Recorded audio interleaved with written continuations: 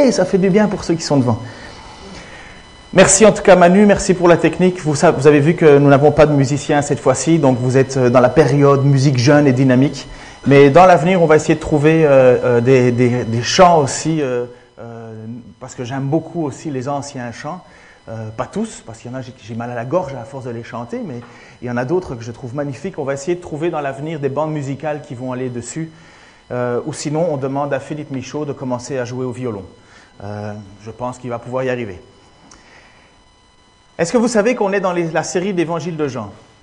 Oui. Donc vous vous souvenez absolument de ce quoi on a parlé la semaine passée. J'ai fait un verset. Hein? Donc je ne vous ai pas inondé la semaine passée, j'ai fait un verset. Quand Jésus a dit « Je suis quoi ?» La lumière. Exactement. Et comme je vous avais expliqué, on est dans une situation où Jésus, dans sa prédication, dans son message, il est dans le temple et il est en train d'essayer de convaincre les responsables religieux. Même s'il y a une foule tout autour, le moment particulier, Jean, Évangile, chapitre 8, à partir du verset 12, vous voyez qu'on revient au milieu du temple, même si je vous ai expliqué que le passage au milieu n'était peut-être pas à la bonne place, mais on est dans le temple. Et Jésus a cette volonté, ce désir, ce besoin, parce que c'est sa mission en ce moment de faire comprendre aux responsables religieux qui il est. Et à un certain moment, les responsables religieux ne savent pas trop comment saisir, parce que ce que Jésus déclare, c'est fort. Quand je vous ai expliqué que Jésus déclare être la lumière, c'est pas tout le monde qui accepte des révélations comme ça. Et peut-être que si nous étions à cette époque-là, nous aurions nous aussi de la difficulté à comprendre, à saisir. Et à un certain moment, nous avons dans le chapitre 8, si tu veux bien mettre l'image, donc ça c'est le titre de la prédication, mais je sais d'où je suis venu et je sais où je vais.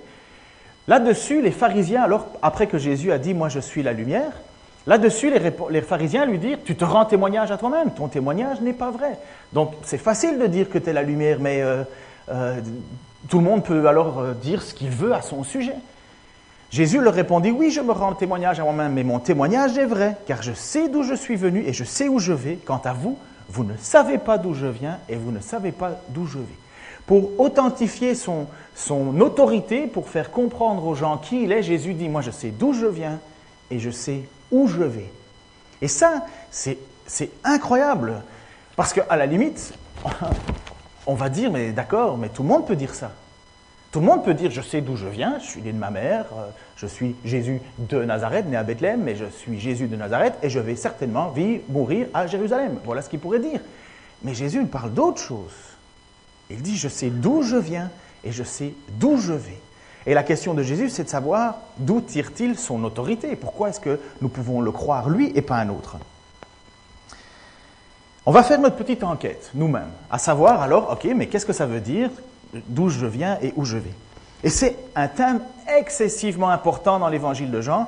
Vous allez voir, c'est récurrent si vous allez prendre le temps de le lire, mais nous avions déjà parlé de ça au chapitre 3, versets 11 à 13. Jésus a fait cette même remarque, il a dit « En vérité, je te le dis, nous disons ce que nous savons et nous rendons témoignage de ce que nous avons vu, et vous ne recevez pas notre témoignage. Si vous ne croyez pas quand je vous ai parlé des choses terrestres, comment croirez-vous quand je vous parlerai des choses célestes? Personne n'est monté au ciel si ce n'est celui qui est descendu du ciel, le Fils de l'homme qui est dans le ciel. » Ça, c'était la discussion avec Nicodème. Vous savez, Nicodème, cet homme qui est venu poser la question en disant de soir, « Rabbi, que faut-il faire pour avoir la vie éternelle ?» Et Jésus lui dit, « Mais toi, il faut que tu naisses de nouveau. » Et alors, il dit, « Mais comment est-ce que je fais? Je rentre dans le ventre de ma mère et je ressors. » Il dit, « Mais enfin, tu es enseignant en Israël et tu ne sais pas ces choses-là, qu'il faut naître de nouveau. » Et ça faisait un rappel à Ézéchiel qui disait que les os séchés, il va les rebâtir, il va redonner une vie. Et il parlait à un certain moment tu verras quand le Fils de l'homme sera mis, comme le serpent avait été élevé dans le désert, de la même façon le Fils de l'homme va être élevé. Et car Dieu a tant aimé le monde, et ça vous connaissez le passage, que quiconque croit en lui ne périsse pas, mais ait la vie en son nom. Et voilà que vous voyez que dans ce passage-là, Jésus déclare clairement, directement à Nicodème, mais personne n'est monté au ciel, si ce n'est celui qui est descendu, le Fils de l'homme. c'est ce thème de « moi je sais d'où je viens et je sais où je vais ». Donc vous voyez, c'est déjà présent. Si vous y venez, et si vous venez, parce que merci pour l'invitation, prochaine fois tu feras la même invitation mais avec plus de joie pour l'Épître aux Hébreux, le cours qu'on donne ici à l'étude biblique. Si vous revenez, vous pouvez prendre en marche. On a juste fait un cours. Dans l'Épître aux Hébreux, si on devait résumer quel est l'objectif de l'Épître aux Hébreux, c'est « Où est Jésus maintenant ?» Le thème de l'Épître aux Hébreux, c'est véritablement Jésus, il est où maintenant? Il fait quoi maintenant? Donc c'est l'idée que Jésus est monté au ciel. Et lorsque vous allez lire l'Épître aux Hébreux et passer à travers juste les premiers chapitres, les 14 premiers versets, vous allez découvrir qui est Jésus dans les cieux. Et à un certain moment, dans l'Épître aux Hébreux, chapitre 1, versets 2 et 3, donc c'est facile, Hébreux 1, 2, 3, voici ce qu'il dit. Dans ces derniers temps, Dieu nous a parlé par le Fils, qu'il a établi héritier de toutes choses par lequel il a aussi créé le monde, qui étant le reflet de sa gloire et l'empreinte de sa personne et soutenant toutes choses par sa parole, a fait la purification des péchés, s'est assis à la droite de la majesté divine dans les lieux très hauts. Lorsqu'on lit ce passage-là, on se pose la question, et on est en droit de se poser la question. Premièrement, on voit que le Fils est l'héritier. Il est l'héritier et il reçoit tout du Père. Et nous voyons en même temps encore quelque chose d'autre, quelque chose de plus étonnant, c'est que, à la fois être héritier, nous voyons dans le texte que c'est le Fils qui a créé le monde. Vous le voyez, c'est écrit. Par lequel il a aussi créé le monde. Et en même temps, c'est lui qui soutient toutes choses, le Fils. Alors, de vous à moi, la première question qu'on se pose et qu'on aurait le droit de s'étonner, c'est de se dire, mais c'est quand même Dieu qui a créé le monde. C'est pas le Fils qui a créé le monde. Dans notre théologie rudimentaire, on va dire, mais non, c'est Dieu qui a créé le monde. Sauf que quand on s'intéresse un petit peu plus au texte biblique, on se rend compte que non, le Fils est présent dans cette création. Plus que ça, Dieu a utilisé le Fils pour créer le monde. À votre tête ébahie, je me dis, il faut que j'aille un peu plus loin. Alors, est-ce que Jésus a un commencement? Parce que c'est ça la question. Si Jésus est l'héritier, ça veut dire qu'il est le Fils. S'il est le Fils, ça veut dire qu'il a un commencement. Mais ça ne marche pas. Il n'y a pas de commencement en Jésus. Philippiens nous parle de ça. Si tu veux mettre l'image, existant en forme de Dieu, il n'a pas regardé son égalité avec Dieu comme une proie à arracher, mais il s'est dépouillé lui-même en prenant une forme de serviteur, en devenant semblable aux hommes, et il l'a vécu comme un vrai homme. Ça, c'est ce qu'on se dit. Est-ce qu'il est né? Est-ce que Jésus a un commencement? Est-ce que Jésus a un point de départ? Alors que nous voyons qu'en fait, il est existant en forme de Dieu. Les pharisiens à l'époque, et voilà pourquoi je vous parle de tout ça, parce que les pharisiens à l'époque ne comprenaient pas qui était devant eux. Vous allez voir la question qu'ils vont poser après. Dans l'Épître aux Colossiens, il est dit « Car en lui ont été créées toutes choses qui sont dans les cieux et sur la terre, les visibles et les invisibles, trône, dignité, domination, autorité. Tout a été créé par lui et pour lui. Il est avant toute chose et toute chose subsiste en lui. » Là, on parle de Jésus-Christ. Car en lui, en Christ, ont été créées toutes choses, dans les cieux et sur la terre. Donc, Jésus est Dieu. Ou est-ce que Jésus est juste le Fils de Dieu? Est-ce que Jésus est juste un prophète de Dieu? Est-ce que Jésus est juste un prophète, ça veut dire porte-parole? Ou est-ce qu'il est plus? Là, en lisant cela, on se dit, mais bon, ok, Jésus est le créateur de toutes choses. Il n'y a rien qui existe en dehors de lui, c'est ce qui est dit. Il dit, il a créé toutes les choses qui sont dans les cieux, les visibles, les invisibles, trône, dignité, domination, autorité. En fait, ce petit passage-là veut dire tout. Tout a été créé par lui et pour lui, il est avant toute chose et toute chose subsiste en lui. Donc, selon ce passage-là, Christ n'a pas de commencement. Il ne peut pas être l'héritier. L'héritier, c'est quoi le principe d'un héritier? Un héritier, c'est quelqu'un qui reçoit quelque chose après la mort d'une autre. Mais c'est surprenant. Et vous comprenez pourquoi est-ce que les pharisiens à l'époque, ces responsables religieux, n'arrivaient pas à saisir? Ce n'était pas saisissable vraiment. Qui est Jésus? Qui est-il? Revenons à la Genèse, parce qu'en lisant un petit peu ces passages, je peux comprendre votre étonnement. Revenons à la Genèse. Et comment fonctionne le texte de la Genèse? J'ai pris des passages, des morceaux choisis. Au commencement, Dieu créa les cieux et la terre. Dieu dit que la lumière soit. Dieu dit qu'il y ait une étendue entre les eaux. Dieu dit que les eaux qui soient au-dessus du ciel se rassemblent en un seul lieu et que le sec apparaisse. Dieu dit qu'il y ait des luminaires dans les étendues du ciel pour séparer le jour avec la nuit. Dieu dit que les eaux produisent en abondance des animaux vivants et que des oiseaux volent sur la terre. Je peux continuer? Dieu dit que la terre produise des animaux vivants selon leur espèce, du bétail, des reptiles, des animaux terrestres selon leur espèce. Puis Dieu dit, faisons l'homme à notre image, selon notre ressemblance. En lui ont été créées toutes choses qui sont dans les cieux et sur la terre, les visibles, les invisibles, les trônes, dignités, domination. Tiens, il me semble que ça c'est Colossiens. Dieu dit, Dieu dit, Dieu dit. Ça c'est lorsque vous ouvrez votre Bible et que vous lisez dans le passage de Genèse, le premier passage, Dieu dit, Dieu dit. On est là? Je ne vous ai pas perdu encore? Ça va? Vous comprenez? Si vous avez une difficulté, vous me voyez après la récré, ok? Donc, prenons maintenant Jean chapitre 1. Qu'est-ce que le texte nous dit? Je prends des versets choisis, de nouveau, donc de chapitre 1, 1 à 5, 14 et 18. Au commencement était la parole, et la parole était avec Dieu, et la parole était Dieu. Elle était au commencement avec Dieu. Toutes choses ont été faites par elle. Rien de ce qui n'a été fait sans elle. En elle était la vie, et la vie était la lumière des hommes. La lumière, lui, dans les ténèbres, et les ténèbres n'en ont point reçu. Verset 14. Et la parole a été faite chair, et elle a habité parmi nous, pleine de grâce, de vérité, et nous avons contemplé sa gloire, une gloire comme la gloire du Fils unique du Père. Verset 18. Personne n'a jamais vu Dieu, le Fils unique qui est dans le sein du Père est celui qui l'a fait connaître. Reviens une image avant, s'il te plaît. Dieu dit, Dieu dit. Comment est-ce que Dieu a créé le monde?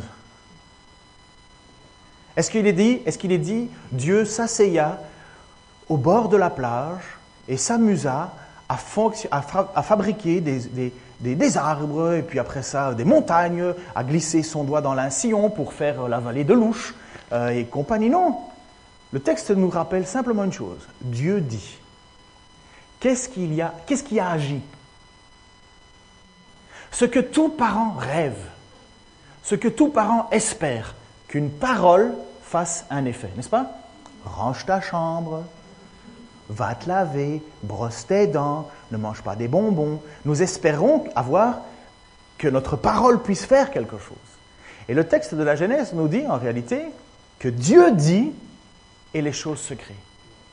Et dans Jean, on remet l'image suivante, Jean nous rappelle qu'au commencement était la parole, et cette parole, elle était avec Dieu, mais en même temps, cette parole est Dieu. Qui est la parole? Il ne faut surtout pas le dire. Hein? Qui est la parole? Ouais, il y a un peu de conviction là. C'est Jésus. La parole, c'est Jésus. Mais la parole, c'est Dieu. Oui, mais la parole était avec Dieu, n'est-ce pas? Alors, est-ce qu'elle est Dieu ou est-ce qu'elle est avec Dieu? Si elle est avec Dieu, ça veut dire qu'elle n'est pas Dieu, mais si cette parole est Dieu. Et c'est ça toute l'ambiguïté, ou toute la complexité de comprendre qui est Jésus. Et mettez-vous à la place des chefs religieux. Quand Jésus vient et qu'il est devant eux, ils sont là et ils sont complètement perplexes. Et il va leur dire à un certain moment, Jésus, parce que Jésus sait qui il est. Il sait qu'il est Dieu, mais qu'il était avec Dieu. Il sait d'où il vient et il sait où il va. Jésus était avec Dieu. Il est cette parole qui a commencé, qui a construit. Il est toute autorité. Celui qui dit, personne n'a jamais vu Dieu. Le Fils unique qui est dans le sein du Père est celui qui l'a fait connaître. À un certain moment, Jésus va dire à d'autres, celui qui m'a vu a vu le Père. Et on va revenir à ça. Mais pour le moment, mettez-vous à la place de ces chefs religieux qui, eux, ne comprennent pas trop. Et Jésus va utiliser la façon dont ils ont parlé. Tu te rends témoignage à toi-même. Tu te rends témoignage à toi-même. C'est facile. L'image suivante, s'il te plaît. Jésus leur dit, il est écrit dans votre loi que le témoignage de deux hommes est vrai. Je rends témoignage de moi-même et le Père qui m'a envoyé rend témoignage de moi. Ils lui dirent donc, mais où est ton Père? Et Jésus répondit, vous ne connaissez ni moi, ni mon Père. Si vous me connaissiez, vous connaîtriez aussi mon Père. C'est toute une réponse. Hein? Vous ne connaissez ni moi, ni mon Père. Parce que si vous me connaissiez, moi Jésus, vous connaîtriez aussi mon Père. Pourquoi? Parce que Jésus est dans le Père et le Père est dans Jésus. C'est un blasphème pour les chefs religieux à l'époque. Parce que, quelque part, Jésus se prend pour Dieu. C'est ce qu'il est. Mais pour les pharisiens de l'époque, c'était un blasphème. Et à un certain moment, ils lui ont posé la question, mais pour qui te prends-tu? Mais Jésus, il sait très bien d'où il vient. Il sait très bien qu'au commencement était la parole. C'est lui la parole. Au commencement, il était avec Dieu et il était Dieu. Il sait très bien qui il est. Il sait très bien d'où il vient. Il sait très bien que le Père lui rend témoignage et lui-même se rend témoignage. Donc, en fait, il est en train de dire à ces chefs religieux, vous n'avez pas plus crédible comme témoignage. Et même selon votre loi, je suis en parfait accord parce que je me rends témoignage, mais le Père me rend témoignage. Est-ce que vous saisissez un petit peu à qui on a affaire quand on parle de Jésus?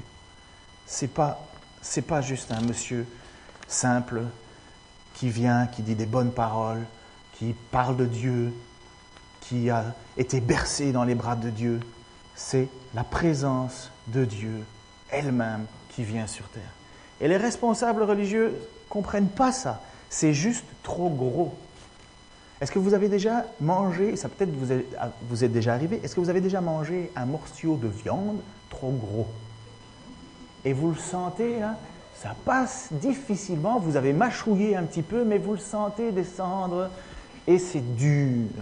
En général, on prend un petit coup à côté de ça pour essayer de faire descendre le tout, mais vous sentez le truc. Eh bien, imaginez que pour les responsables de l'époque, c'est un super gros morceau, sans eau. Une galette de pain sans levain. C'est trop. C'est trop pour eux. Ils ne peuvent pas saisir. Jésus est en réalité, comme l'a dit Hébreu, l'Épître aux Hébreux, et que vous pouvez continuer à lire aussi, il est Dieu. Jésus va déclarer que celui qu'il a vu le Père. Pour nous, c'est assez compliqué, hein, il faut reconnaître, c'est assez compliqué. Parce qu'à certains moments, Jésus prie le Père. Quand il est au jardin de Gethsémane et qu'il dit à un certain moment, Seigneur, éloigne de moi cette coupe amère. Alors on pourrait se dire, mais est-ce que Jésus se parle à lui-même? Est-ce qu'il parle à Dieu ou est-ce qu'il parle à moi? Et il y a des moments où on n'arrive pas trop à saisir qui est Jésus. Et quand Jésus marche sur l'eau, c'est Dieu. Quand il ressuscite quelqu'un, c'est Dieu. Et nous sommes là un petit peu perplexes face à tout ce qu'il fait. Jésus va dire en chapitre 5, versets 22-23, Jésus répondit à ces reproches en leur disant, « Vraiment, je vous l'assure, le Fils ne peut rien faire de sa propre initiative. Il agit seulement d'après ce qu'il voit faire au Père. Tout ce que fait le Père, le Fils le fait également, car le Père aime le Fils et lui montre tout ce qu'il fait. Il lui donnera même le pouvoir d'accomplir des œuvres plus grandes que toutes celles que vous avez vues jusqu'à présent, et vous en serez stupéfaits. » Et Jésus a fait des œuvres qui ont stupéfait les gens. En effet, comme le Père relève les morts et leur rend la vie, ainsi le Fils de Dieu donne la vie à qui il veut.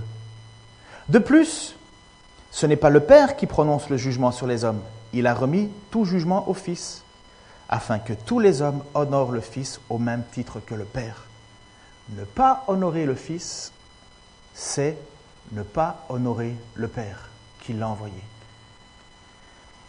Peut-être vous avez cette chose qui vous vient à l'esprit quand vous priez. Moi, il y a des moments où je ne sais plus par qui ou par quel nom je dois prier. Alors, je dis, est-ce que je prie au nom de Jésus, ou est-ce que je prie le Père, est-ce que je dis Dieu, ou est-ce que je dis Jésus, et à un certain moment, je confonds un peu. Mais Jésus est le Père. Si nous honorons Jésus, nous honorons le Père. Si nous n'acceptons pas le Père, nous ne pouvons pas accepter Jésus. Celui qui m'a vu a vu le Père. Si vous me rejetez, vous rejetez le Père. Donc quand on prie, et quand je prie, peu importe que ce soit au nom de Dieu ou au nom de Jésus, c'est la même chose. Mais quant à ceux qui n'acceptent pas Jésus, et c'est ce que les pharisiens posaient la question à un certain moment, parce qu'ils ne comprenaient pas trop cette idée de mais qui est le Père et d'où tu viens, et il lui pose cette question. En Jean 8, 19. Mais où est-il ton Père? Ça, c'est les pharisiens qui sont là parce que Jésus dit, je me rends témoignage et mon Père, et lui, il dit, oui, mais ok, mais montre-le-nous ton Père. Parce que pour eux, pour ces responsables, ils cherchent simplement les créateurs génitales. Ils cherchent un père, une mère, classique. Ils cherchent ça. Il est où ton papa? Arrête de délirer là avec tes « je suis dans le Père et le Père est en moi ». Il est où ton papa? Va chercher ton papa. Ça, c'est un peu la tête, l'expression des responsables religieux.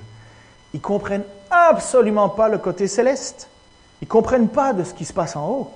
Eux, ils veulent juste de dire « oui, mais va chercher ton père et ta mère ». Parce que là, c'est exactement la même chose qu'ils ont fait avec l'aveugle. Vous vous souvenez? Ça va être le passage suivant dans les prochaines études. Où l'homme dit « j'ai été guéri, j'ai été sauvé, mais va donc chercher ton père et ta mère ».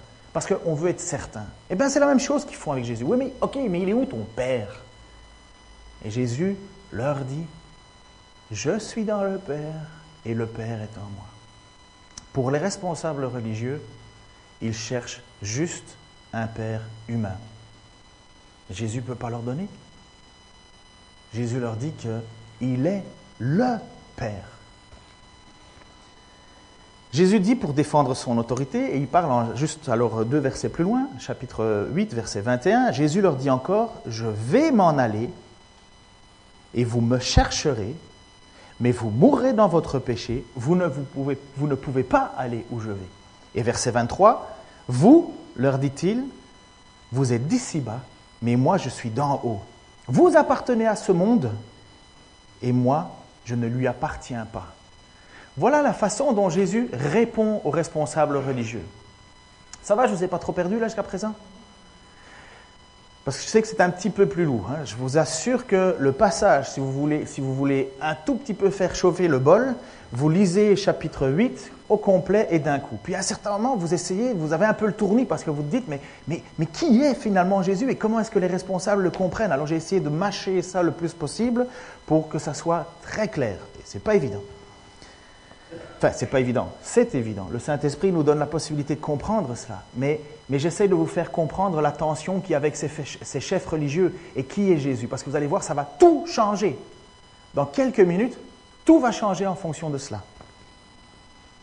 Et donc Jésus leur dit, vous êtes d'ici-bas, moi je suis d'en haut. Il leur dit au verset 21, je m'en vais, mais vous ne pouvez pas aller où je vais.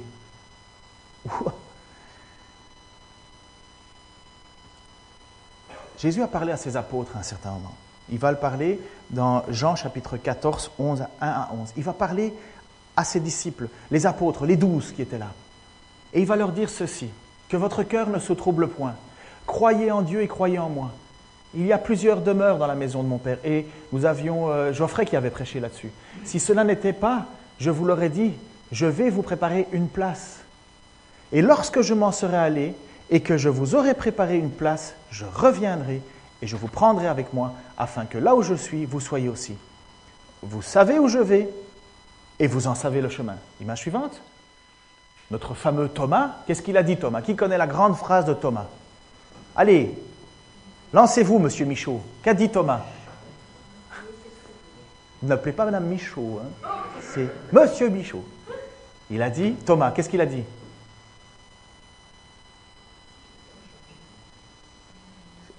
Je ne crois que ce que je vois. On va voir. Il a dit bien plus. Mais nos contemporains nous disent « Oh, moi je suis comme ça, Thomas. Je ne crois que ce que je vois. » On va voir, on va voir. Thomas, ce fameux Thomas, lui dit « Seigneur, nous savons où tu vas. Nous ne savons, où tu vas. Comment pouvons-nous en savoir le chemin ?» Et Jésus lui dit « Mais je suis le chemin. Je suis la vérité et la vie. Nul ne vient au Père que par moi. » Et là, c'est là où Jarl dirait « boum ». Parce que c'est toute une affirmation, ça. Ça hérisse le poil de tous les philosophes. Hein. Nul ne vient à Dieu que par moi. Nul, personne. Si vous me connaissiez, vous connaîtriez aussi mon Père. Et dès maintenant, vous le connaissez et vous l'avez vu. Mettez-vous à la table là des 12 apôtres. Ils sont assis et ils se disent, comment ça, on a vu le Père? Et c'est ce qu'il dit. Philippe lui dit, mais montre-nous le Père, et cela suffit. Mais ça suffit, montre-nous Dieu, et ça suffit. Vous pensez que si vous dites un jour, mais montre-moi Dieu, ça suffit? Pensez pas que le ça suffit, c'est déjà de trop? Image suivante, merci.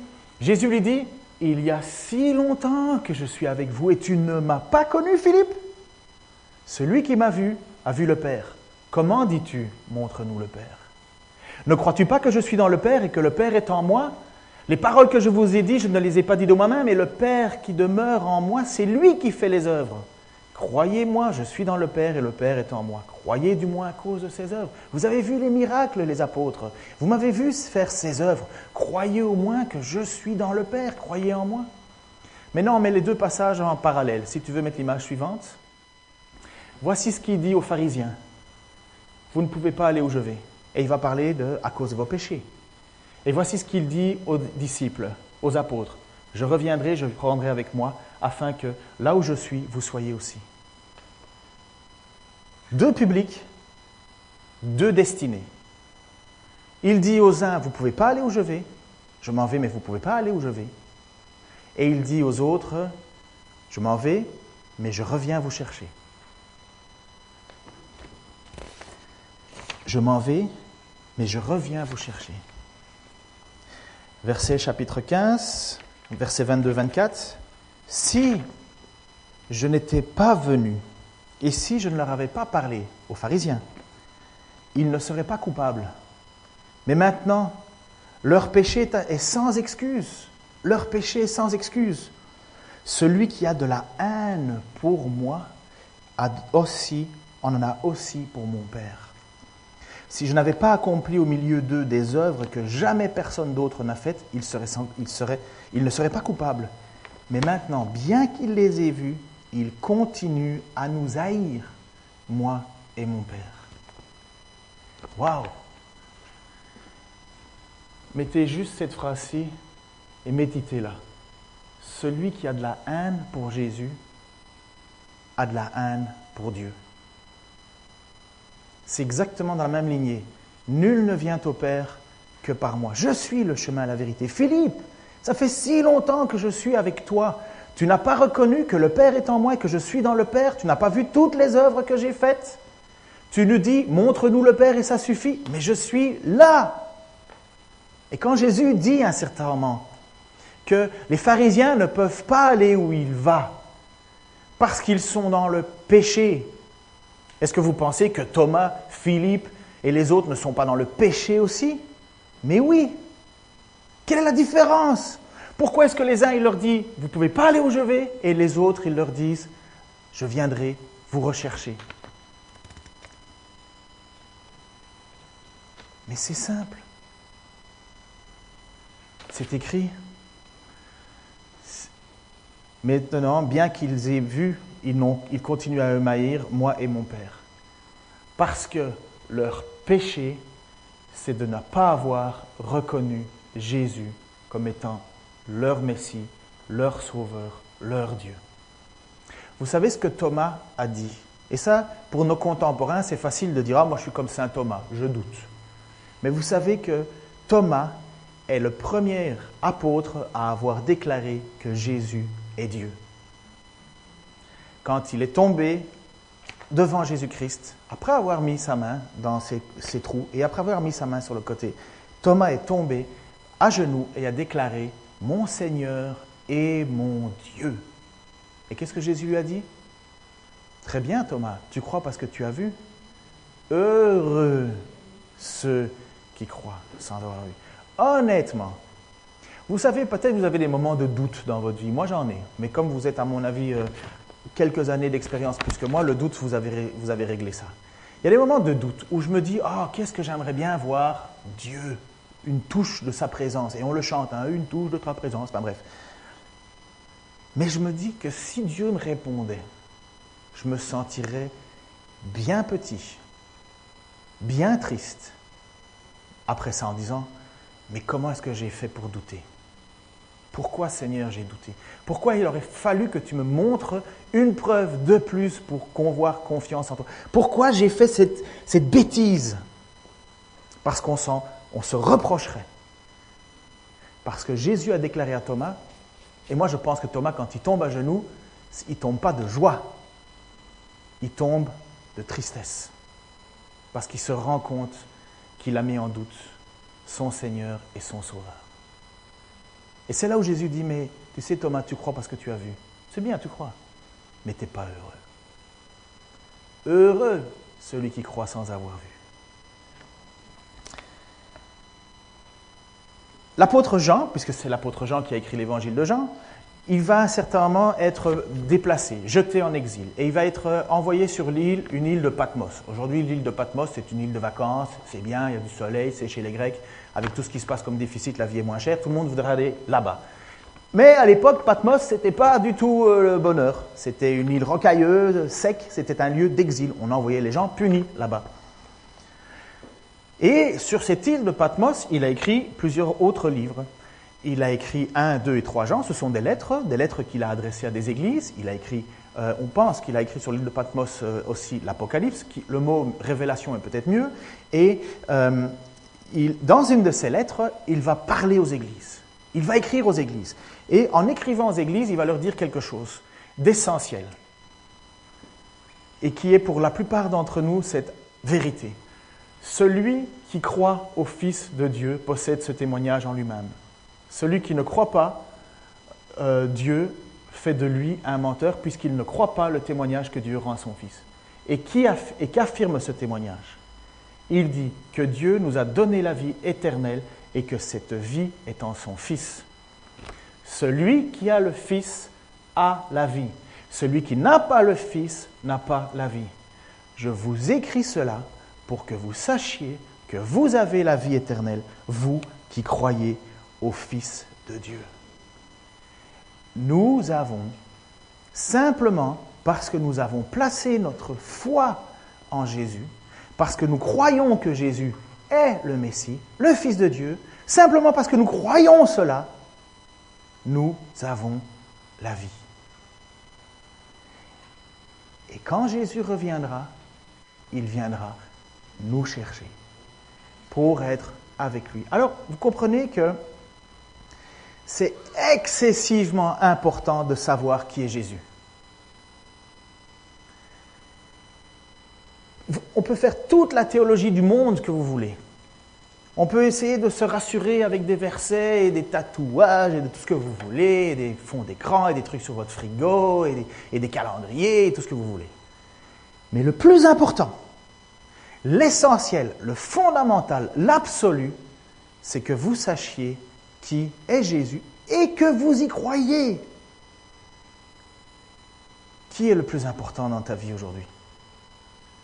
Si ce n'est pas Jésus, c'est quelqu'un d'autre. Si Jésus n'est pas tout pour toi, c'est qu'il n'est rien pour toi.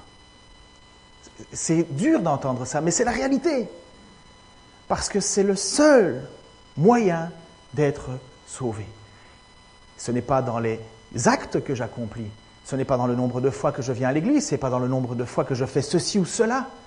C'est dans le fait d'avoir une confiance, une certitude dans celui qui croit au Fils de Dieu. Croire. Croire, c'est plus que simplement dire « Ah oui, je sais, Jésus-Christ, je connais. D'ailleurs, je connais aussi l'Iliade, et j'ai déjà entendu parler de l'histoire de Ptolémée et de Narcisse, mais je connais Jésus parmi les autres. » Non, ce n'est pas savoir qu'il a existé. C'est qu'il me connaisse, qu'il te connaisse, qu'il vive en nous, que nous vivions en lui. Voilà la simple assurance qui fait que, grâce à ça, vous savez que vous avez la vie éternelle. Je vous écris cela. C'est comme si l'apôtre Jean vous écrivait une lettre à la maison. Et il dit, je t'écris cela.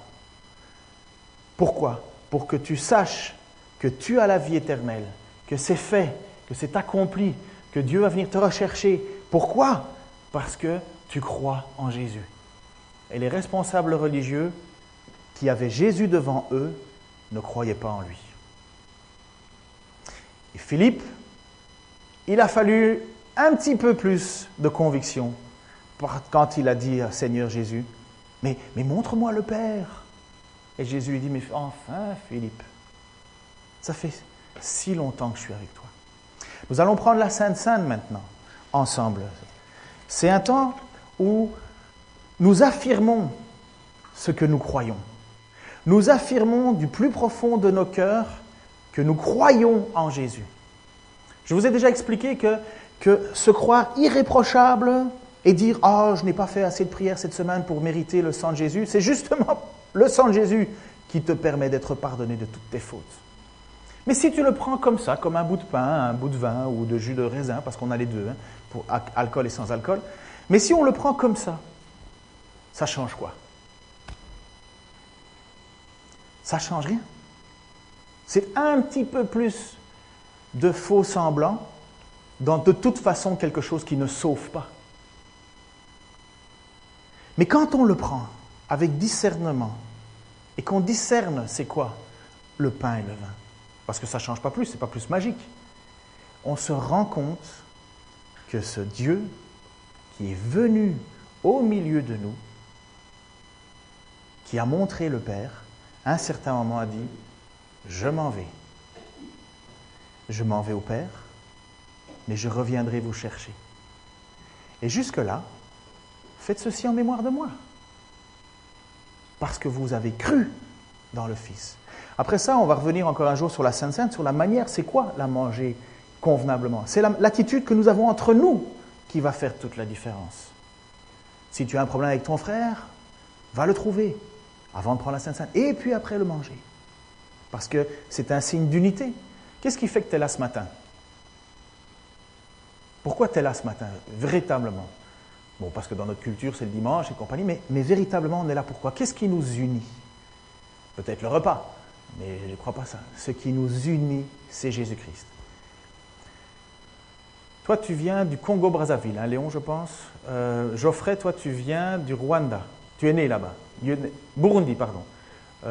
Nicole et Denis, vous êtes français de souche. Ici, vous êtes né en France. You come from Indiana. Tu viens d'Indiana. You was born in Indiana, USA. Cette ligne-là, c'est les États-Unis. Toi, tu es né en Espagne française. En Espagne française. Je ne sais pas de tous les autres pays. Alors nous, on a eu un peu plus de chance, on est né en Belgique, mais vous comprenez que sur tous les endroits de la terre, Jésus-Christ s'est révélé. Et l'unité que nous avons, c'est en Jésus-Christ. Et nous prenons ce signe d'unité simplement en reconnaissant que Jésus est notre Seigneur et notre Dieu. Voilà pourquoi nous chantons des chants, voilà pourquoi nous faisons tout cela. Parce que Jésus est notre Seigneur, il est notre Dieu. Alors, je vais te demander si tu veux bien distribuer.